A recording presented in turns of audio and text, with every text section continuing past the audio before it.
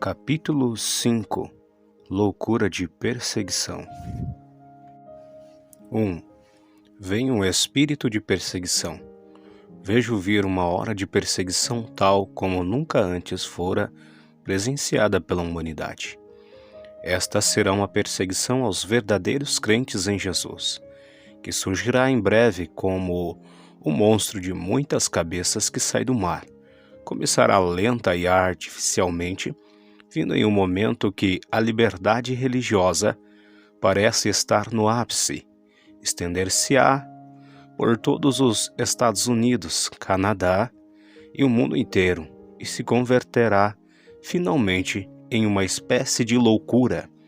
Um espírito de anticristo entrará no coração de certos homens que estão em altos escalões no governo e no sistema judicial, fazendo com que estes funcionários se empenhem em realizar manobras legais destinadas a acusar as igrejas, missionários e ministros independentes. Já existem muitas evidências de que esta hostilização já tem começado no presente. Vejo vir o tempo quando quase todos os projetos missionários evangélicos, todas as programações religiosas de rádio e televisão e todas as sociedades missionárias serão submetidos ao controle, desafiadas e perturbadas tão de perto que as mesmas terão muita cautela em se ampliar em qualquer área. 2. O surgimento de uma super-igreja mundial. Vejo a formação de uma super-igreja mundial, que consistirá na união entre os protestantes ecumênicos liberais e a Igreja Católica Romana. Unir-se-ão politicamente, dando as mãos, criando uma das mais poderosas forças religiosas da Terra. Esta super-igreja mundial será espiritual somente de nome e usará indiscriminadamente o nome de Jesus Cristo, mas de fato será anticristã e política em muitas de suas atividades. Esta poderosa união de igrejas estará profundamente envolvida em assistência social, tremendos programas de caridade e em ministérios piedosos. Os seus dirigentes farão declarações esmagadoras no que diz respeito a satisfazer as necessidades do gênero humano, emitindo um chamado por um renovado trabalho social e intervenção política e por uma maior voz em assuntos mundiais. 3. Uma repentina série misteriosa de acontecimentos. Justamente quando parece que o movimento ecumênico está quase morto, uma série bastante misteriosa de acontecimentos dará origem à base desta união. Roma insistirá em obter muitas concessões dos líderes protestantes ecumênicos e as receberá. O Papa será considerado mais um chefe político do que um líder espiritual desta grande união. Por sua vez, os líderes protestantes do movimento ecumênico insistirão em obter certas concessões de Roma e as receberão. Não será pedido a estes que considerem o Santo Padre como a cabeça infalível da Igreja e aceitarão a sua chefia política sem aceitar o seu papel como sucessor de Pedro. Não estou sugerindo de modo algum que o Papa ou algum outro dirigente eclesiástico envolvido nesta organização da super-igreja estará comprometido em atividades do anticristo. A Bíblia tem muito o que dizer com relação a este assunto, mas não cabe a mim, neste momento, especular sobre este tema. Contudo, vejo algo que me espanta. Vejo um exército de profissionais que incorporarão os postos mais influentes desta organização da superigreja. Muitos deles serão pessoas ímpias com a mentalidade do anticristo, obcecados com o conceito de que esta superigreja deve chegar a ser um poder político suficientemente forte para poder exercer pressão sobre todos aqueles que se opõem às suas atividades. Enquanto aqueles que ocupam os cargos mais elevados na direção estão falando acerca de milagres, amor e reconciliação, os assalariados que trabalham debaixo de suas ordens estarão perturbando e perseguindo as organizações religiosas que se opõem à sua hegemonia. A formação desta super-igreja mundial iniciará de forma modesta. Começará com um estúdio cooperativo informal e com programas de pesquisa serão iniciados outros programas cooperativos sem serem requeridos de forma legal ou obrigatória pelos protestantes e nem pelos católicos, mas haverá uma união de dirigentes protestantes liberais da Inglaterra e dos Estados Unidos com teólogos católicos liberais da Europa para que se expresse um milagre ecumênico. A fusão legal é ainda bastante remota, mas já está sendo elaborada a base informal para a união. 4. Os homossexuais e as lésbicas acolhidos com agrado pela super-igreja.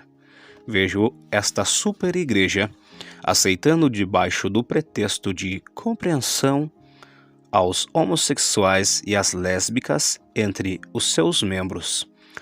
A sede desta união de igrejas reivindicará o amor homossexual e lésbico e não somente ser-lhes dado um bom acolhimento, mas também os estimulará. Será ordenado que os ministros deem aos homossexuais e às lésbicas cargos de autoridade nesta união de igrejas, onde serão proclamados como uma nova geração de pioneiros que introduzirão novos conceitos de amor e evangelismo. Vejo que virá em quase toda a cidade grande dos Estados Unidos e de outras partes do mundo igrejas de homossexuais e lésbicas que ministrarão exclusivamente as necessidades espirituais dos de sua própria classe, com pleno reconhecimento e respaldo da religião organizada. Se distribuirá literatura de escola dominical e de igreja em um plano de estudo que irá sugerir às crianças e adolescentes que a homossexualidade é uma forma normal e aceitável de prática sexual cristã. O mais trágico de tudo é que vejo que virá o dia que a maior parte dos homossexuais já não mais procurarão a ajuda da igreja. Em troca, serão defendidos pela super-igreja e serão admirados pela sua coragem e boa vontade de serem diferentes. Esta super-igreja se adaptará às debilidades humanas da carne e se disporá a confortar a humanidade em seus pecados. Serão taxados de possuírem complexo de culpa. Os pregadores antiquados, condenadores do pecado, que falam, claro, contra aqueles a quem uma vez se consideram candidatos para a assistência e o aconselhamento.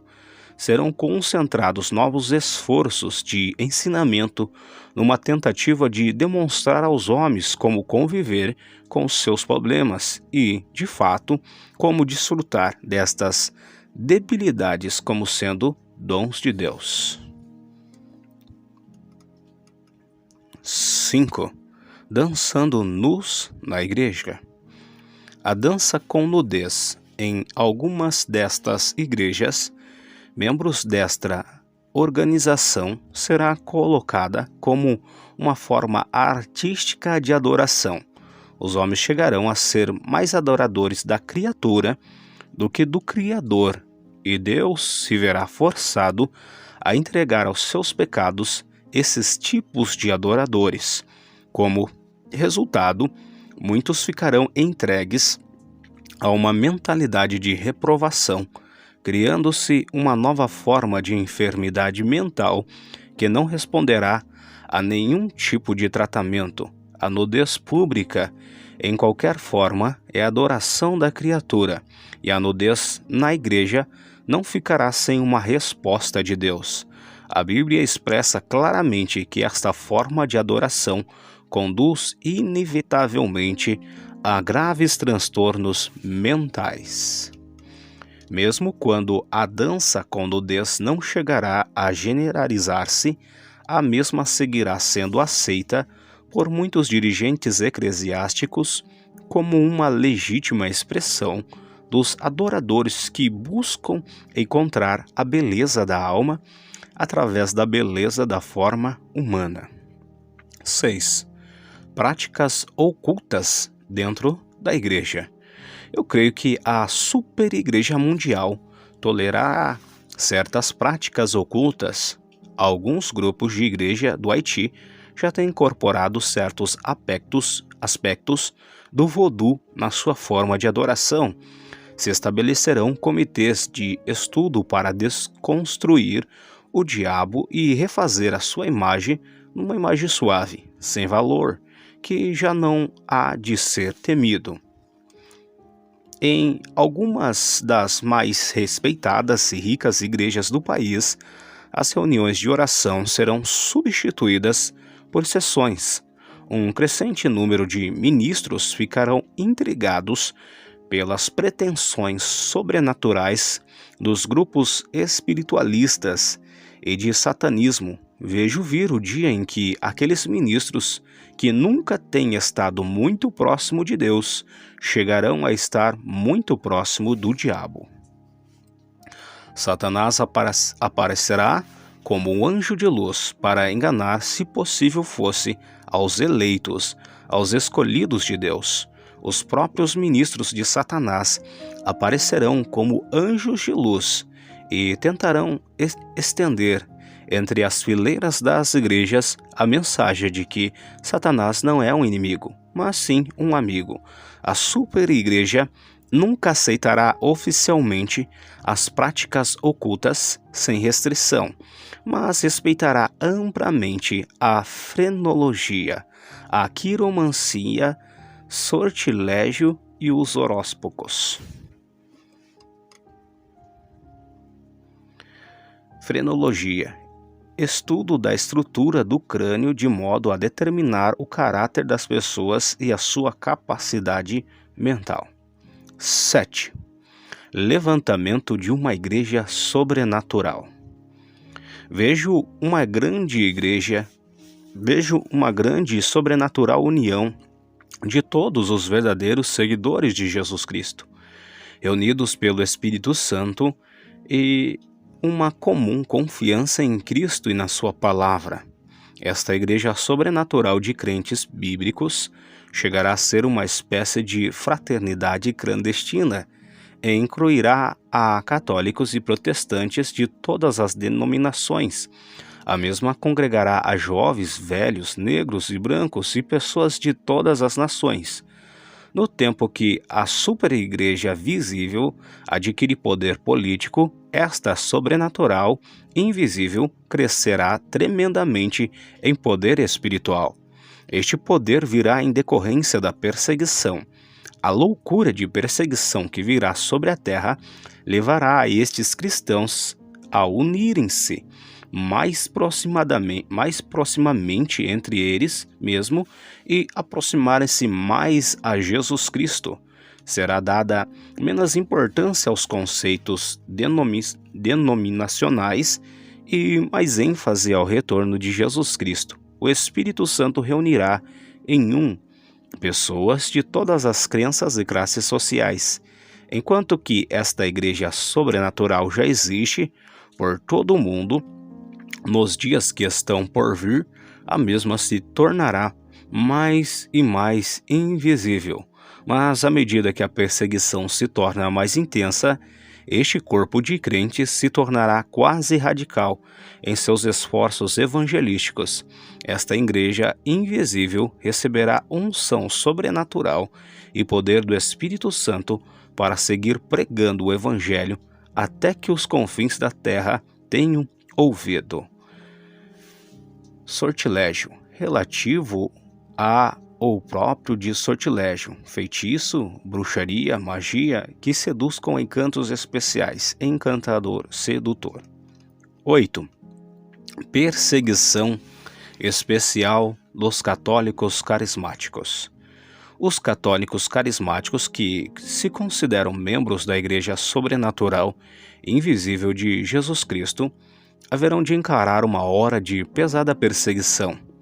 A Igreja Católica Romana está a ponto de retirar a sua benevolência a todos os católicos que falam em línguas e que se inclinam aos ensinamentos pentecostais concernentes ao Espírito Santo. Aplicar-se-á uma pressão política de alto nível aos sacerdotes para que apaguem o fogo. Aguarde e verá o Papa assumir uma atitude negativa contra o movimento carismático dentro da Igreja Católica. A lua de mel está a ponto de terminar. Em breve, as revistas católicas se empenharão a se pronunciar contra o movimento dentre as suas fileiras e pedir uma depuração. Esta começará com uma tendência lenta, mas tomará impulso rapidamente, até que todos os católicos que pertencem a este movimento se encontrarão frente a uma verdadeira perseguição proveniente de dentro de sua própria igreja. O movimento carismático dentro da Igreja Católica chegará a ser tão poderoso e extenso que, para alguns dirigentes, lhe parecerá uma ameaça àqueles que não compreendem o que o mesmo significa. Em um breve lapso, pode estar envolvidos mais de 500 mil no movimento carismático católico. Aqueles que não pertencem a este movimento o acusarão de carecer de interesse social e de esquecer também as tradições da Igreja. Os que pertencem ao movimento serão acusados de apartar-se da Virgem Maria e de negar a autoridade do Papa. Depuração, eliminação de impurezas. Todo católico que se orgulha de haver recebido o batismo no Espírito Santo deve se preparar para a perseguição. Esta não sobrevirá da noite para o dia, mas com toda a segurança. Virá o dia quando todo católico que tenha tido a experiência de um Pentecostes se verá necessitado a determinar qual significativo é na realidade o seu batismo. Alguns serão forçados a retornar às tradições e deixarão que sua experiência permaneça no anonimato. Contudo, muitos outros começarão a descobrir que têm mais amor cristão, mais companheirismo e mais relação espiritual com outros protestantes e católicos que têm centrado as suas vidas ao redor da pessoa de Jesus Cristo e da plenitude do Espírito Santo. Muitos não crerão em mim, mas eu vejo vir o dia que muitos protestantes, assim como católicos, deverão sair do meio deles. Estes novos cristãos não chamarão a si mesmos protestantes ou católicos, mas simplesmente cristãos renovados. Sua fraternidade não estará baseada na experiência de falar em línguas, mas sim estará centrada no Pai em seu Filho Jesus Cristo. A perseguição dos católicos carismáticos, implantada pela hierarquia da Igreja, não deterá a renovação nessa Igreja. Ao contrário, o ministério do Espírito Santo verificará grandes milagres, e o número de católicos que se unirá aos grupos de renovação aumentará devido à perseguição será diminuída a ênfase que se põe no falar em línguas, em troca se desenvolverá um ministério de fraternidade espiritual, baseado num sólido ensinamento bíblico, em um mútuo amor e compreensão por todos os outros verdadeiros seguidores de Jesus Cristo.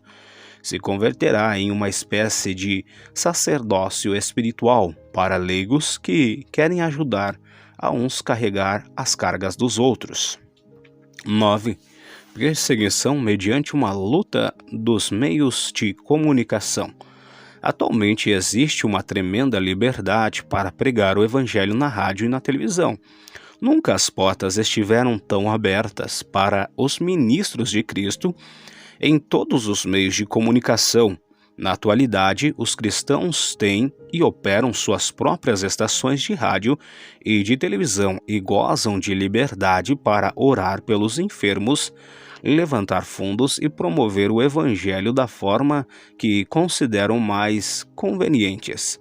Mas cuidado, muito cuidado, virá uma perseguição e uma hostilização. Há um rumor de mudança no ar. As programações de rádio e televisão centradas em Cristo chegarão a ser palco de forças satânicas, determinadas a obrigá-las a sair das vias aéreas de comunicação. Já existe um movimento nos bastidores para estabelecer um tipo de sistema de classificação para toda a programação religiosa pela rádio e televisão. Os dirigentes eclesiásticos liberais tentarão estabelecer uma espécie de junta selecionadora e tratarão de se impor na Comissão Federal de Comunicações como a máxima autoridade em todos os programas, tanto os pagos como gratuitos sem patrocinador, transmitidos pela rádio e televisão. Logo, não sairia do ar nenhum programa sem a sua aprovação. O resultado seria um evangelho suave, sem Cristo, e que não ofenderia a ninguém. As portas, agora bem abertas, irão fechar-se lentamente, mas de forma definitiva. As rádios emissoras e estações de televisão cristãs devem começar a esperar perseguição e hostilização. As forças ateias e do anticristo estão agora mesmo preparando petições judiciais contra certas estações religiosas e certos evangelistas. Vejo Satanás tratando de entupir estes programas e estações de processos, procedimentos legais e problemas tributários. Satanás usará toda a tática que esteja à sua disposição para eliminar dos meios de comunicação todos os programas centrados em Cristo. A mensagem que recebo para todos aqueles ministérios que utilizam os meios de comunicação para difundir o Evangelho é esta: trabalhem enquanto é dia, porque vem a noite, quando ninguém pode trabalhar.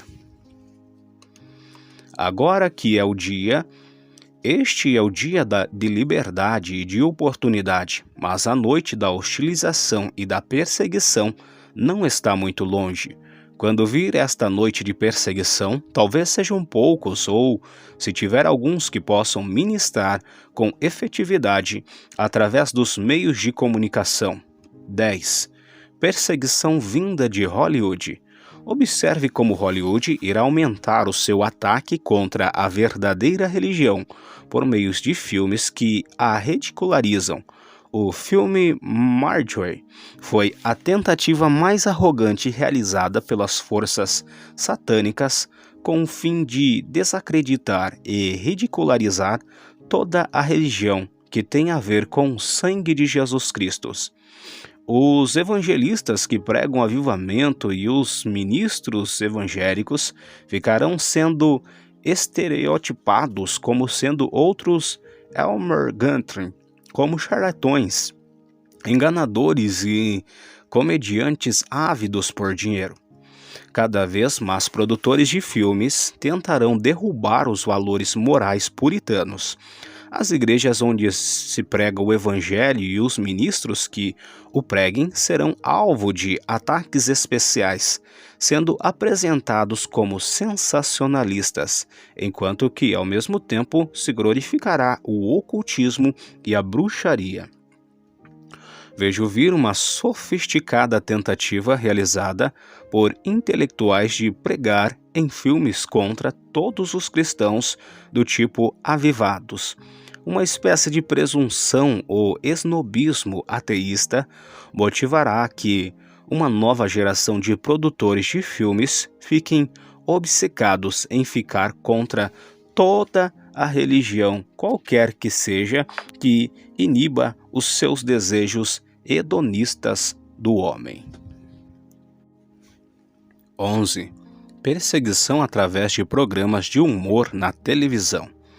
Os programas de humor na televisão irão se tornar cada vez mais ousados em zombarem de Cristo e dos verdadeiros cristãos. Os atores de comédia compartilharão ofensas atrás de ofensas nos programas de comédias destinados a acabar com as tradições sagradas. Eventualmente, estes programas estarão repletos de palavras profanas e tudo seguirá este rumo. As programações de televisão chegarão a ser absolutamente blasfemas e milhões de descrentes poderão se sentar à frente de suas televisões para rir e debochar, ao mesmo tempo em que se minará tantos temas que antes eram considerados sagrados.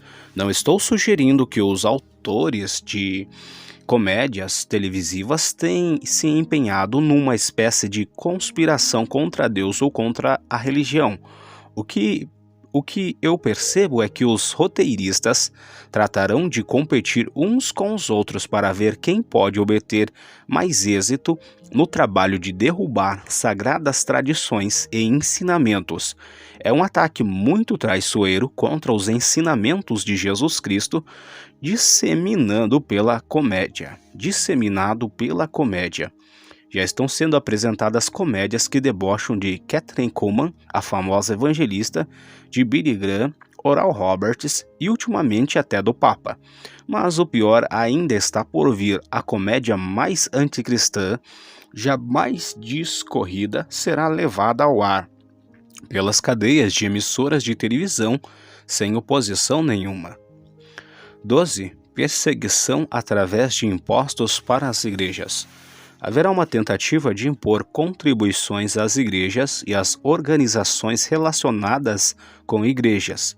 As forças ateias promoverão estes assuntos com a ajuda da União Americana de Liberdades Civis, até a Suprema Corte. Uma reversão legal ditada pelos tribunais não deterá sua ação de longo alcance. Contudo, com relação às recentes resoluções ditadas pelos tribunais, eventualmente teremos imposição de impostos às igrejas. Começará com um tipo insignificante de imposto indireto, mas em breve se converterá em um imposto de proporções monstruosas que levará algumas igrejas e sociedades missionárias independentes a bordo de uma falência. Os negócios relacionados com as igrejas serão os primeiros que terão que pagar impostos. Isto seguirá em breve a imposição de contribuições a todos os bens que sejam propriedades de igrejas, inclusive as reitorias. Os edifícios das igrejas em si ficarão isentos. Encontramos-nos em frente a batalha muito sérias nos tribunais, no que diz respeito a esta questão, inclusive diante da possibilidade de serem derrubadas até as resoluções do Supremo Tribunal. Eu não vejo em um futuro mais próximo seja imposto taxas aos eu não vejo que em um futuro mais próximo seja imposto taxas aos orçamentos e nem aos edifícios de igrejas, mas sim vejo que a imposição de impostos às empresas que estão relacionadas com as igrejas virá em breve.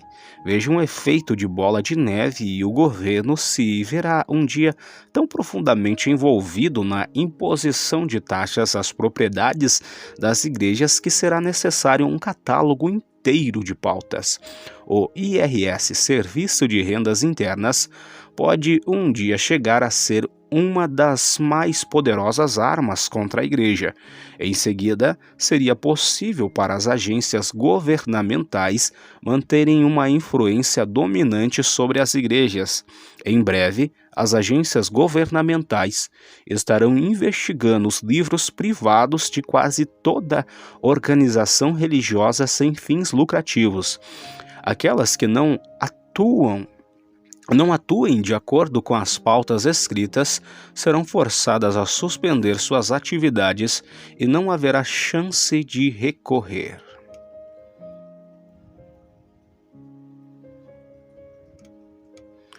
13.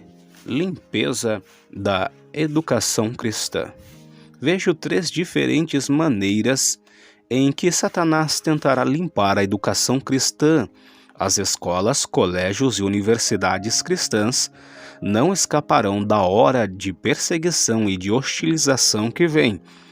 Em primeiro lugar, há de se esperar uma hostilização política, processos demorados e problemas financeiros verdadeiramente agudos. A ajuda federal e estadual chegará a impor mais e mais condições.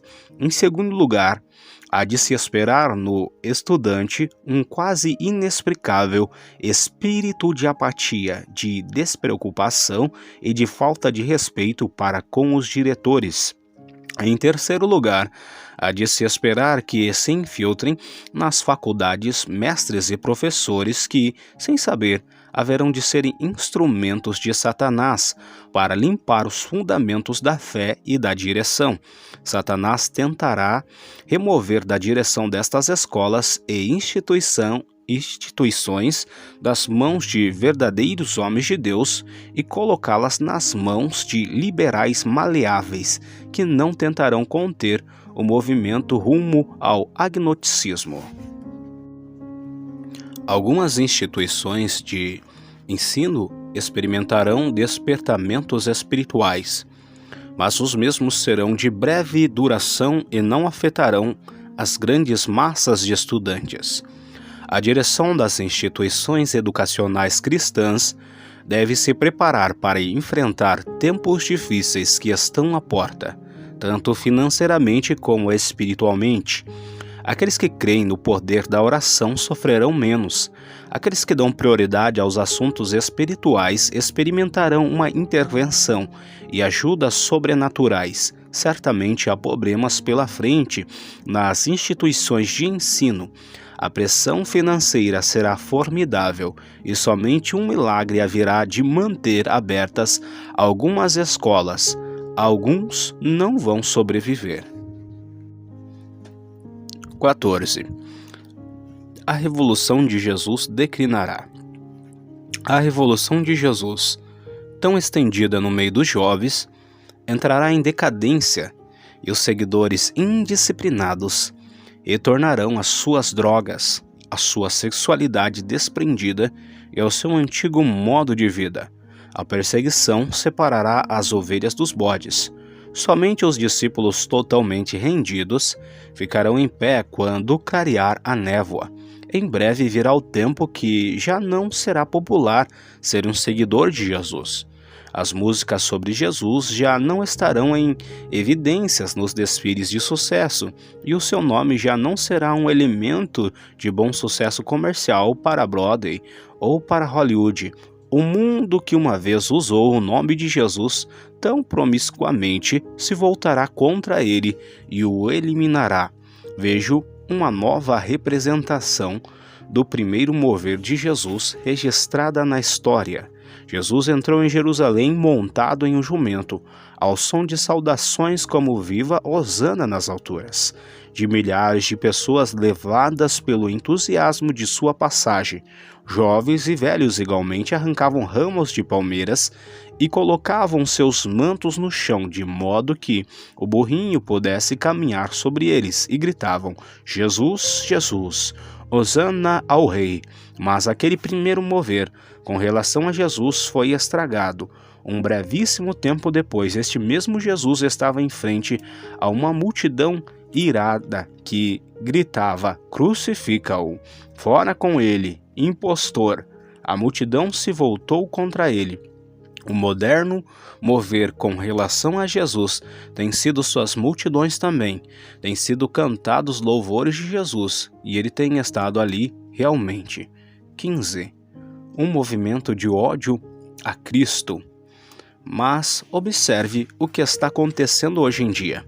Muitos dos que saltavam e gritavam de alegria estão retornando às suas drogas e está se formando um movimento de repulsa a Jesus. Um grupo de jovens adoradores do diabo e ocultistas está se convergindo em um núcleo de um movimento do tipo ódio a Cristo, cujo propósito principal é hostilizar aos do movimento de Jesus e desafiar as reivindicações de Cristo. Deste movimento de Jesus está saindo um resistente núcleo de verdadeiros seguidores de Jesus e tem repudiado totalmente seu antigo modo de vida. Estes têm abandonado seus velhos hábitos e têm se entregado a uma vida de serviços a Jesus Cristo.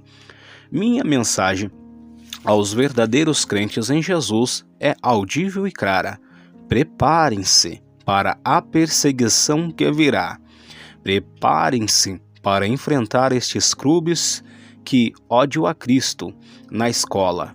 Em muitas partes, os jovens cristãos que se declaram abertamente a favor de Cristo serão literalmente apedrejados pelos de sua própria idade. Este movimento de repulsa contra Cristo será dirigido pessoalmente por Satanás e o impulsionarão aqueles que estão totalmente entregues à prática do ocultismo. Os crentes em Jesus não somente serão considerados como anormais, também os chamarão com toda a sorte de nomes e até cuspirão neles nos corredores das escolas secundárias e nas universidades. Pode chegar o dia quando uma turma de escarnecedores, rindo debochadamente, lhes arrancarão as Bíblias de debaixo do braço e as rasgarão. Eventualmente, a hostilização pode chegar a ser tão violenta e generalizada que os jovens cristãos não terão outra alternativa a não ser a de temperar-se como o aço para resisti-lo ou desmoronar-se diante disso e regenerar a sua fé. 16. Ministros de Satanás.